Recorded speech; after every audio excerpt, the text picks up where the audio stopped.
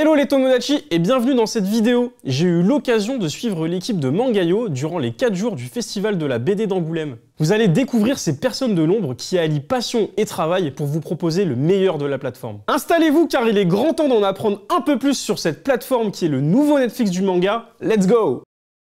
Hello les amis, il est super tôt. Il y a encore l'équipe de Mangayo qui est soit encore en train de dormir, soit ils sont en train de se laver. Du coup, on va aller voir un peu ce qu'ils foutent. Mais bon, il y a déjà des gens qui sont réveillés, hein. On va aller voir un peu. Allez voir tout ça. Let's go. Et ouais les petits amis, le jour se lève pour l'équipe de Mangayo. Certains ont encore du mal à se réveiller pendant que les plus solitaires prennent leur café. Mais tous sont prêts à attaquer leur journée qui commence avec l'installation du stand. Premier jour du festival, toute l'équipe se met en place et installe les derniers éléments avant l'arrivée des visiteurs. Le stand de Mangayo occupe une place de premier choix puisqu'il est situé à l'entrée même de Manga City.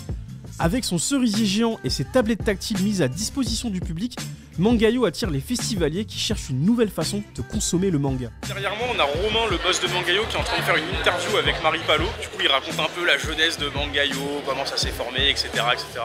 Mais également l'occasion pour vous d'en apprendre un peu plus sur la jeunesse de la plateforme. Car derrière son allure de CEO décontracté, au commencement, Romain avait une idée bien précise de son projet.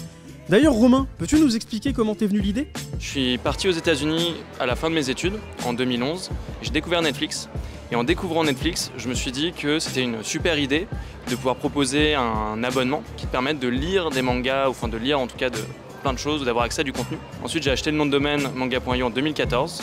De fil en aiguille, on s'est lancé ensuite en 2000. Enfin, j'ai commencé à travailler vraiment dessus en 2018. 2019, j'ai commencé à assembler l'équipe. 2020, on a lancé la bêta. Et le reste de l'histoire, tu le connais. Merci boss. Maintenant, je vais rejoindre Youn à sa conférence. Alors là, en fait, on est à une conférence sur le manga numérique, voir un peu l'évolution du manga papier qui passe au digital et son utilisation. Et donc du coup, on est avec Youn et d'autres éditeurs qui vont parler du manga. Donc je vous montre ça tout de suite. Et comme vous le savez, ces dernières années, le manga a connu des périodes très compliquées. Crise du papier, augmentation des prix, sorties de plus en plus nombreuses et rapprochées, il devient difficile pour certains consommateurs de pouvoir continuer à suivre leur série préférée. Toutes ces raisons ont poussé de nombreux éditeurs à se tourner vers le numérique et proposent dorénavant la lecture en ligne. Ce besoin, Youn Inada l'a très bien compris en évoquant les perspectives d'avenir et possibilités qui s'offrent à tous les acteurs du milieu. Rien d'étonnant pour le directeur des opérations de Mangayo. D'ailleurs Youn, ça veut dire quoi directeur des opérations? Directeur des opérations, alors c'est un peu un mouton à 12 pattes même on pourrait dire. Mais pour résumer très simplement mon rôle aujourd'hui, c'est d'accompagner Romain dans son rôle de CEO auprès de l'équipe. C'est-à-dire je suis un peu le relais et la courroie de transmission qui coordonne les différents pôles de l'entreprise. Donc la tech, le produit, le marketing, l'édito, etc. Pour que tout ça aille ensemble dans une stratégie commune. Mais dis-moi Youn, comment vois-tu le futur de la plateforme? Je pense que si on réussit notre pari, c'est-à-dire que Mangayo se construit par couche, et donc la couche actuelle, enfin le défi actuel, c'est d'arriver à structurer notre catalogue et notre application pour aller vraiment vers le très grand public. Puisqu'aujourd'hui on a une offre qui est très bonne, mais qui touche essentiellement les passionnés. Si on arrive à faire ça, je pense qu'il y a un monde de possibilités qui s'ouvre. Donc si par exemple on faisait des plans à 3 ans, je pense qu'on pourrait devenir une grande plateforme internationale. Quand je dis internationale, c'est surtout européenne, avec cette idée d'être un peu le Netflix du manga, mais aussi en France, en Italie, en Espagne, en Allemagne, etc. Je vois beaucoup de possibilités. Je vois des possibilités sur la création de manga, sur la diffusion de manga, sur la traduction de manga. Je pense qu'il y a énormément de choses que Mangayo pourrait être amené à faire si on fait bien notre travail. Si la chance est de notre côté et puis si l'écosystème réagit aussi comme on l'entend. Juste derrière moi se tient un food truck un peu particulier. Il s'agit d'un food truck rebaptisé Café Latte. C'est un manga que vous pouvez retrouver chez les plateformes de Mangayo. Du coup, c'est les Gugus qui sont juste derrière moi qui sont à l'origine du projet. Let's go, on va vous montrer ça. Au fait Youn, tu peux me faire un petit synopsis de Café Latte et pourquoi ce titre? Alors c'est un manga qui vient de Taïwan et qui raconte les histoires de Ziggy, qui est une jeune salary woman qui revient d'un tour qui s'est pas très bien passé. Et donc elle décide d'ouvrir un resto vietnamo-taïwanais.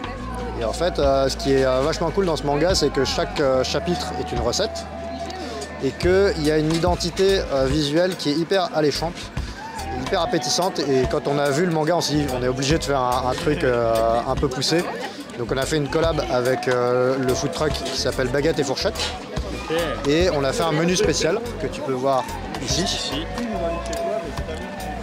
Et donc chaque jour, en fait, il y a un plat unique qui correspond à un chapitre du manga. C'est un menu exclusif et puis l'idée c'est que ça puisse faire aussi de la visibilité pour le manga, mais d'une manière un peu originale. On essaie toujours de travailler Manga.io pour que on puisse développer de la notoriété d'une manière un peu différente. Ah, vraiment pas bête l'idée de proposer les plats d'un manga pour ensuite le découvrir sur la plateforme. Ils sont vraiment malins chez Manga.io. En tout cas, la recette a été plus que payante puisque le food truck a été victime de son succès durant les 4 jours du festival. Il ne restait plus rien, pas même un samoussa aux légumes.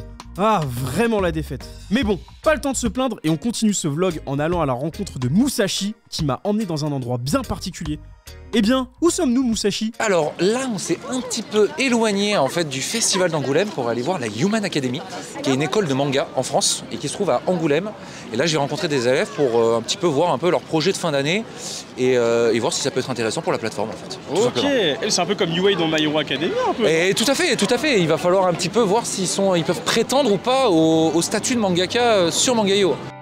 Waouh, une école de mangaka! J'ai toujours rêvé d'en devenir un, mais je suis vraiment une quiche en dessin. Contrairement aux élèves de la Human Academy, que Musashi, directeur éditorial de Manga.io, a rencontré lors de plusieurs entretiens individuels. C'est eux qui choisissent et accompagnent les auteurs qui font leur premier pas dans le milieu. Exactement comme dans le manga Bakuman, si vous avez la ref. Bon courage Musashi pour trouver la perle rare. Moi je file rejoindre Youn car je suis déjà très en retard.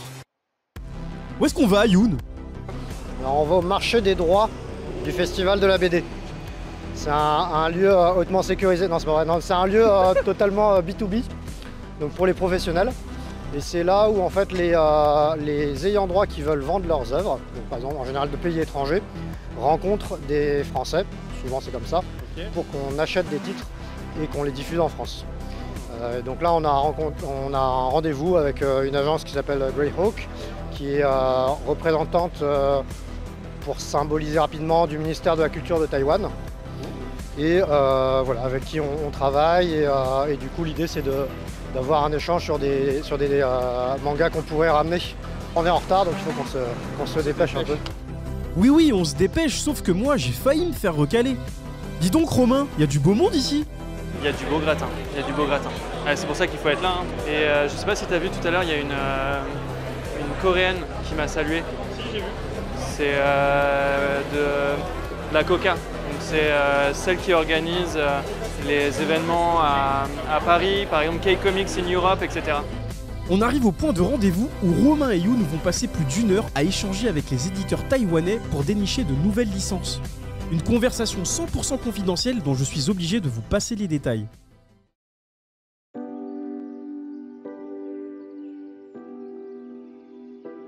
Le festival touche à sa fin.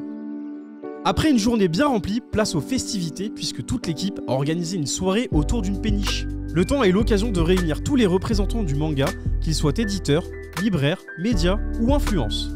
Un beau moment de partage et de convivialité qui nous rappelle que c'est une histoire que l'on écrit tous ensemble. Une belle façon de clôturer ce festival riche en émotions. Merci à tous d'avoir suivi cette vidéo, on espère que vous avez apprécié. Si cette vidéo vous a plu, n'hésitez pas à mettre un commentaire, lâcher un pouce bleu, à partager la vidéo et bien évidemment à vous abonner. Et surtout, n'oubliez pas de vous procurer un abonnement à l'application Manga.io. Tous vos mangas favoris et préférés sont sûrement à l'intérieur. Et si vous n'avez plus de place dans votre Mangatech, vous savez ce qu'il vous reste à faire. C'est important!